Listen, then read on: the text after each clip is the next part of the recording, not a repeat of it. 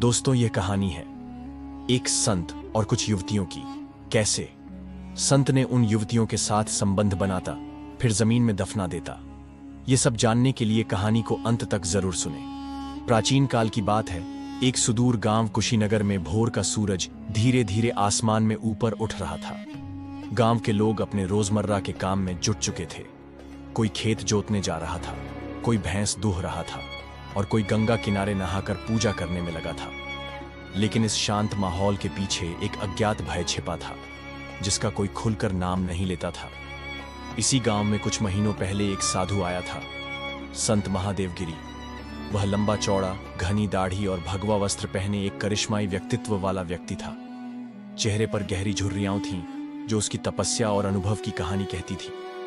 उसके बारे में कहा जाता था कि वह अलौकिक शक्तियों से संपन्न है और उसकी साधना के आगे बड़े बड़े राजा महाराजा भी सिर झुकाते थे।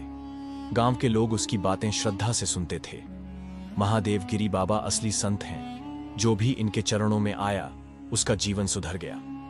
हाँ, मैंने सुना है कि बाबा के आश्रम में जाने से सारे कष्ट मिट जाते हैं। पर इस श्रद्धा और भक्ति के पीछे एक गहरा रहस्य छिपा था।